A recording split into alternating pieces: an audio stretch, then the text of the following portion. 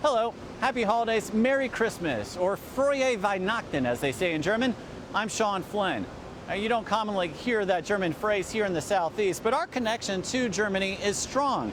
The North Carolina economy heavily depends upon the European powerhouse, both in terms of them sending jobs and investment over here and us sending our goods over there. The German influence is also seen in our culture, also the names of many of our counties, cities, and towns, like Charlotte's. The Queen City was named after a German princess who eventually became Queen of England through marriage. In this special report, The German Connection, we take a look at how that connection is still alive today.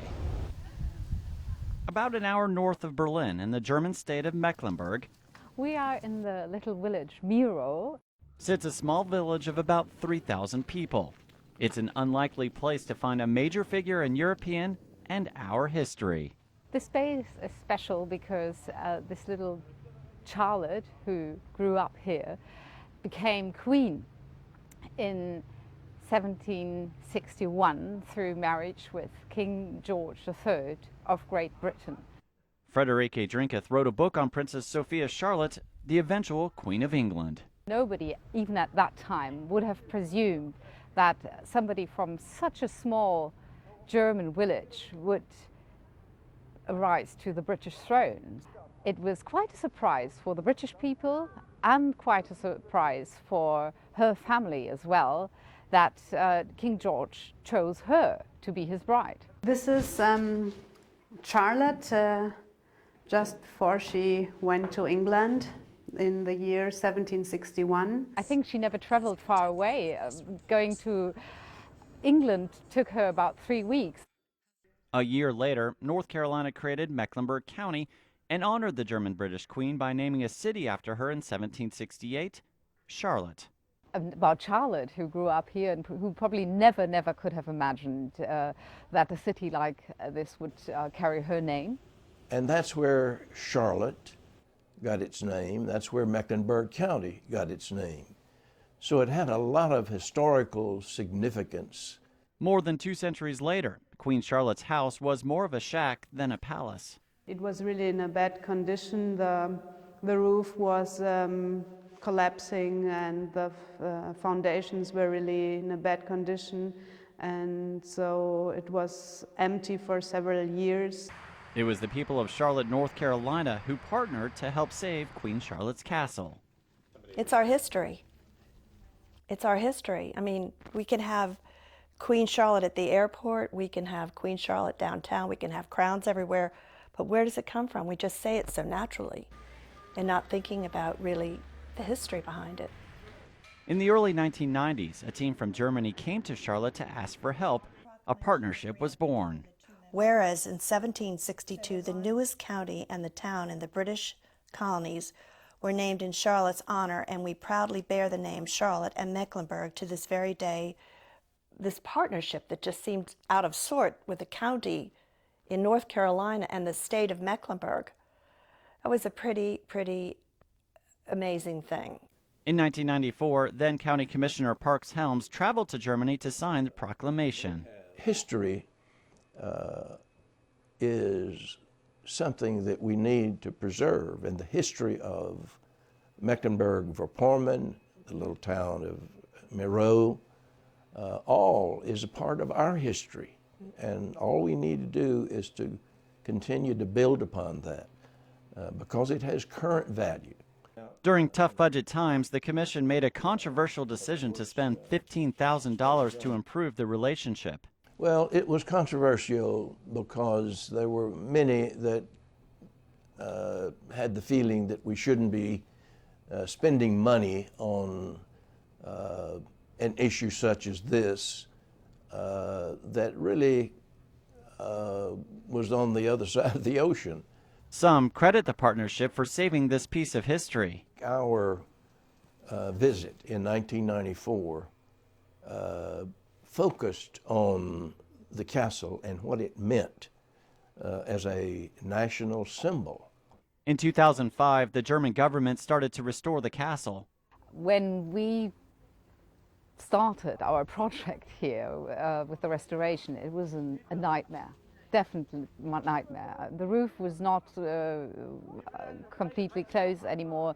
There were birches growing out of the windows.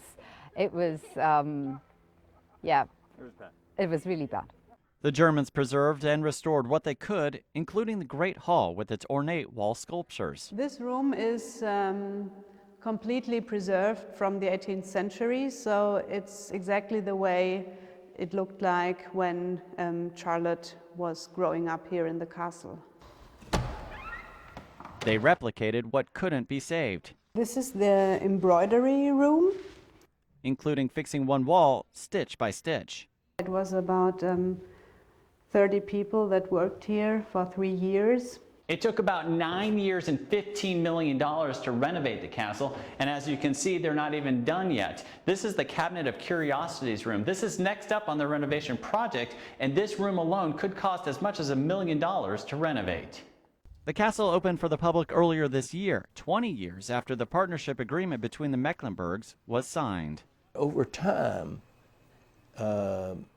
it gradually lost its importance here in Mecklenburg County. But the Germans saw the value in it, and they took it upon themselves to make sure that the castle was restored, because it is an extremely important part of our history together. Tens of thousands of people made the trek to the small village this year to see Charlotte's home. Oh yeah, it's amazing if you imagine that she grew up here in this small castle, and then she went in this palace, and then she went to England and married King George III. That's really an amazing history.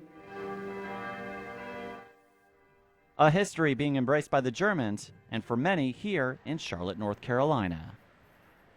But when I heard that it had been restored, it made it all worthwhile. It made our first trip in 1994 as the catalyst for making something happen, something important happen. I think it's a wonderful accomplishment. While that history with North Carolina and Germany goes back hundreds of years, it's only recent history and recent technology that's helped to unite Germany to North Carolina once again. All of that coming up.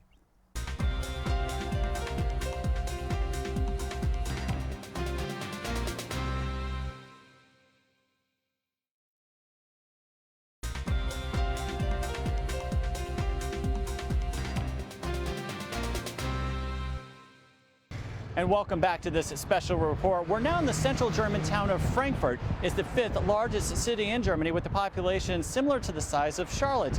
And like the Queen City, banking is king here. This is the financial capital of Europe. Germany is the largest economy in Europe, 4th largest in the world, the 3rd largest exporter, and home to the headquarters of 37 of the world's 500 largest companies. And North Carolina wants a piece of that action. Germany is a very important market for us. Several economic development groups across the state frequently send teams to Germany for one mission: to recruit more companies. We have more German-owned companies than any other international group represented in this market.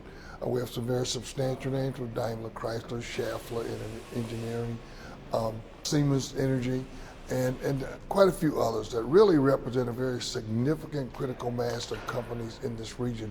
So we want to continue to build on that critical mass. There are nearly 240 German companies with nearly 600 operations in North Carolina. Most are centered in the Charlotte region.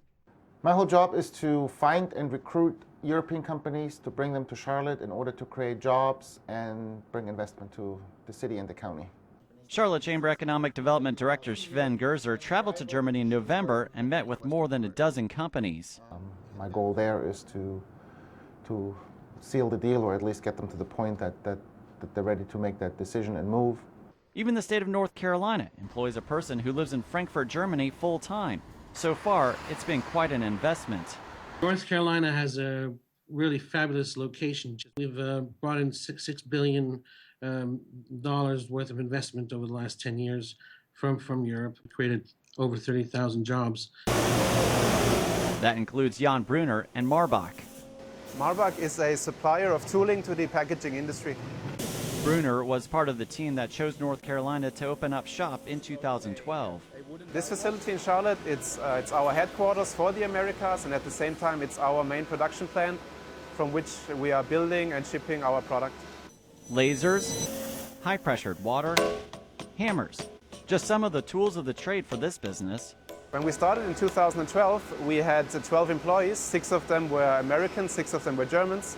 And over the past 2.5 years we grew, and now we are 35 employees here, and I'm the only German left. Business is going very well, and we need to keep up with our production capabilities. The German recruiters landed a big company a couple of years back, Siemens. North Carolina is an important state for us. German engineering giant Siemens spent millions building this turbine manufacturing plant in Charlotte several years ago. They now employ hundreds. Siemens just donated millions to help educate the next generation manufacturing workforce. We really believe that the time is right for manufacturing to come back in this country. For the economic development directors, they're not picky, taking companies and jobs big and small. We relocated about 2 years ago down to the offices here in Charlotte. Including Schleich USA, manufacturer of toys, including the Smurfs, who opened a distribution facility in Mecklenburg County. It's working out great. All of our customers have noticed, quicker shipping times and really being able to answer a lot of their needs better by being in Charlotte. So we've really been happy with the decision. And the recent influx in German companies over the past couple of decades is attributed to just a couple of different things. It's the combination of everything. So I think the education part is a big piece of the puzzle. The airport is a big piece of the puzzle. The overall cost of doing business and the business friendliness here is a big piece of the puzzle. And the quality of life and the cost of life is another big piece of the puzzle.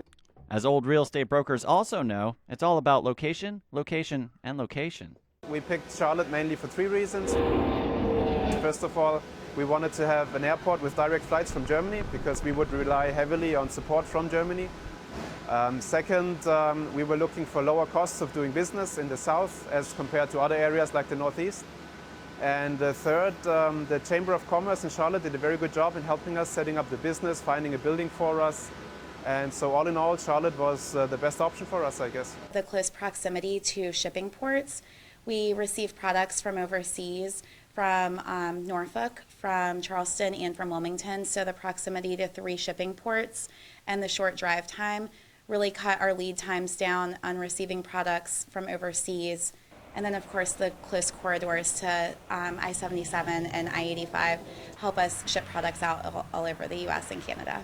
With more companies on the line, economic development directors expect to hear about more German jobs coming soon. Most definitely, we think that number will continue to grow. One thing you hear over and over again from these business leaders is that cost is key. That's why many German companies are moving jobs overseas. One reason is the high energy cost. Coming up, we'll take a closer look at Germany's push towards renewable energies like solar and why energy officials here are taking a wait-and-see approach.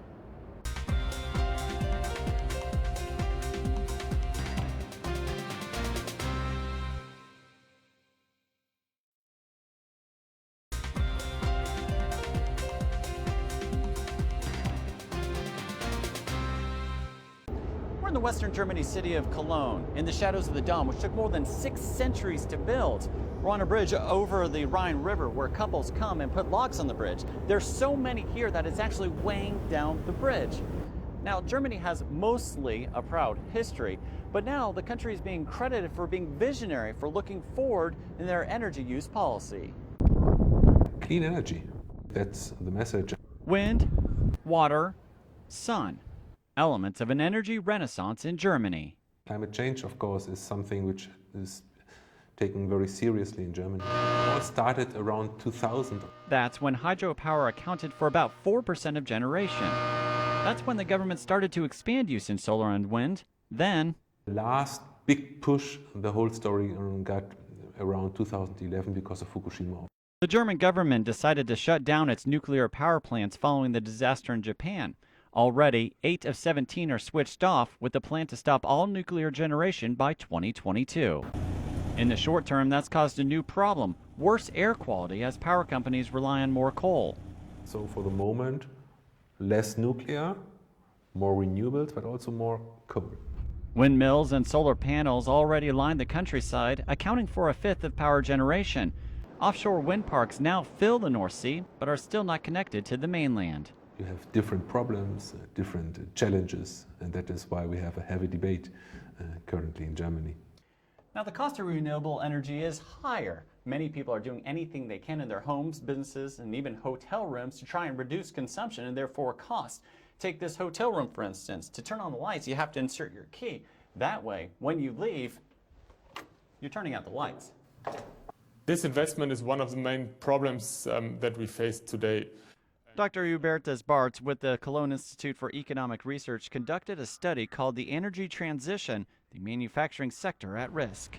The high energy costs, the high electricity costs are one of the driving factors and one of the main problems for energy-intensive industries in Germany. Each and every company and each and every household today pay more for renewable energy subsidies than the industries pay for the whole electricity in the US. And that's, of course, an important incentive to invest abroad and to look for regions with cheaper electricity prices. Each German utility user pays an additional renewable energy tax. It's about 7 cents per kilowatt hour. Dr. Bart's study showed for some companies, it's cheaper to look elsewhere. About 1 out of 4 huge energy-intensive companies are thinking about investing abroad and not in the domestic markets in Germany anymore. Including North Carolina. German engineering giant Siemens spent millions building this turbine manufacturing plant in Charlotte several years ago. Energy costs are cheaper here. When you look at Germany, they're paying probably 3 times what you're paying in North Carolina. Randy Willis with Duke Energy says they've invested $3.5 billion since 2007 on wind and solar, and will invest another $500 million next year on more solar farms. But we do have certain energy policies that are making renewables more attractive for us, especially in North Carolina. So next year we'll be involved in 8 new solar farms in North Carolina. So the trend is definitely up when it comes to renewables in North Carolina. The nation's largest power company has to reach a state-mandated goal of 12.5% renewable energy generation by 2021. Some say that's not enough. Duke's recent investments in solar are really just drops of sunshine in a bucket full of coal and gas. Greenpeace and other environmental groups frequently protest outside Duke's headquarters in Charlotte.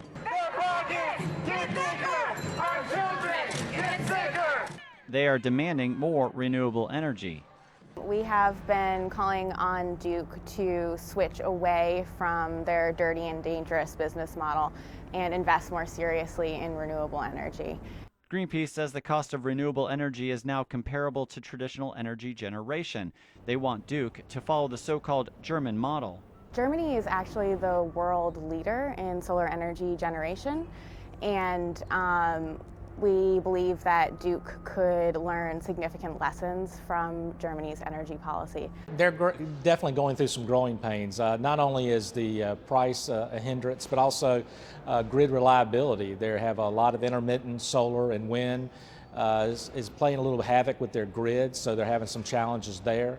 So there's a lot of things we're actually paying attention to in Germany. We don't want to emulate that model, but I know we can learn something from it.